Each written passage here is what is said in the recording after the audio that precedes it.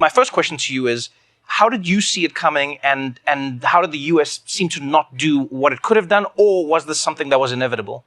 It's a great question. And I will say that I was UN ambassador under Barack Obama in his second term, and we could find pockets of cooperation.